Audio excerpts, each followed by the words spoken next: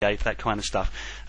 Within the drama of life, and I kind of look at life like a drama, really, it seems that we're not that different in a way. There seems to be, it seems that as we come into physical life, there seems to be so many things in life that try to keep us asleep, if I can use that word. I don't mean it in a derogatory kind of way, but it's almost like it's a game, and it takes a lot of effort to actually keep your head above the parapet and see reality for what it truly is. And it's very, very difficult. I mean, do you feel now that we are entering into a time where perhaps the scales are going to tip almost, where more and more people are able to see reality for what it truly is? I understand what you're saying, dear friend. For some people who are lucky enough to be in certain countries, that may certainly be true. I look upon the world as it's in its entirety, and I can see quite clearly that there are still many, many hurdles to traverse as human understanding grows. And this is in most part because there are still people, of course, who maintain their little wills and do not want to see the larger picture purely and simply because they've been told it's too dangerous.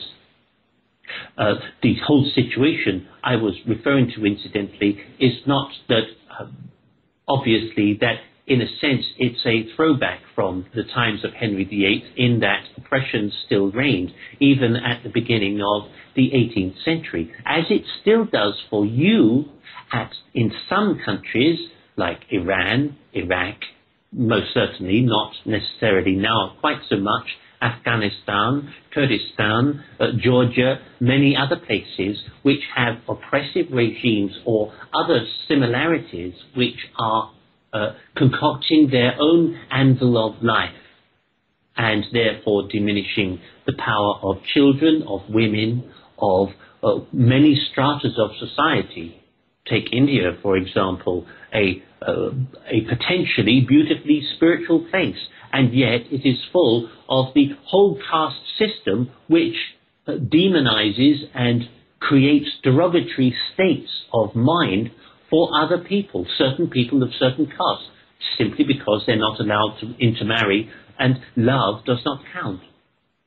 So these different situations you are faced with, and in all of the ages that we have observed from the spirit world, we have observed many, many different races who come together, and others who try their very best to maintain power over all. And that is the problem that, in a sense, you are seeing already is beginning to break down, and is, in a sense, beginning to burst under its own weight, because that kind of level of oppression and command, if you like, if you will, is something that you are all beginning to see in your own pleasant country and that of the Americas and various other parts of the world where you have been given these disastrous states of affairs of financial insecurity. All of this is to let you try to see that of what it really truly is, an edifice, something that is pointless and fruitless and does not actually contain the will of humanity. That means it's not for their well-being. It's not for your well-being. It's for the well-being of just a few. I'm not being anarchistic here. I'm just merely stating facts. Yes, I understand that. And there's obviously a lot of fear around the world at the moment due to the financial collapse or cleansing, depending on your perspective, really.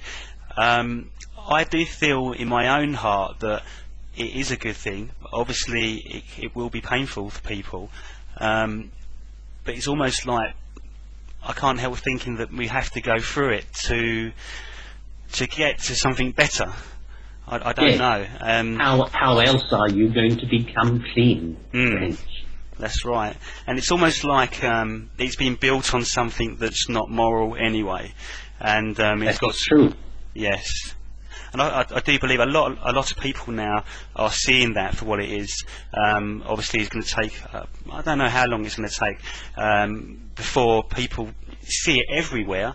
I guess the question I'm trying to lead to at the moment is that there's many schools of thought on a process called the awakening, ascension, a great shift, the milestone around what the Mayans have put down as the 2012 long count calendar, and obviously different things, whether it's going to be a fast process, a slow process.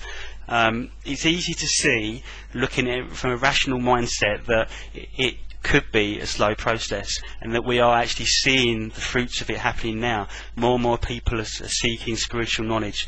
There's more and more people visiting spiritualist churches. More and more people open up. There's more people that seem to be tuning into their own spirituality or psychic gifts. There seems to be more children being born with gifts that perhaps people didn't have a long time ago. So you can kind of see on a physical level that there is this awakening happening. It would be lovely to hear it from another perspective from yourself, how you see that drama being played out. Yes, my dear friends, I see this at this present time, that people are still, how can I say this, hung up upon the idea that a form of ascension has to come from someone else. The problem that humanity faces at this present time is of little regard of who they really are, and lack of knowledge of who they really are. That doesn't mean to say, dear friend, that I am playing at being a guru. No such thing exists, except for those who cite that they are, in which case they must not be.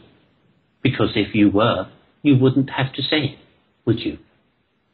So my point then is that in humanity's search for self and in spiritualization, you have to look then, it appears, to a certain date in order to feel that you are climbing a ladder to somewhere.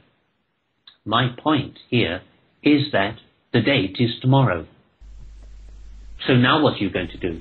You've taken yourself out of the now, haven't you? Exactly. That is my point, friend. So all that those people who cite a date of 2012 are presently doing is putting off the inevitable. They are putting off their stride into now. They are putting off awakening now. Oh, that's all right, I'll do it in 2012. That's what I'm waiting for. All of this beautiful energy. Why aren't you creating the energy now? And then surely you would be enlightened tomorrow. If you desire it truly, you would. It is purely and simply because human beings wait or think that they have to have some kind of master in order to do that.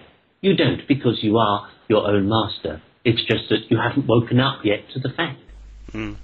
It's almost like if every single soul or every human being on the planet was to work on themselves, be present in the now, Yes. express gratitude, acceptance, forgiveness, we would ascend like that immediately. Absolutely. Now. Yeah. Yes.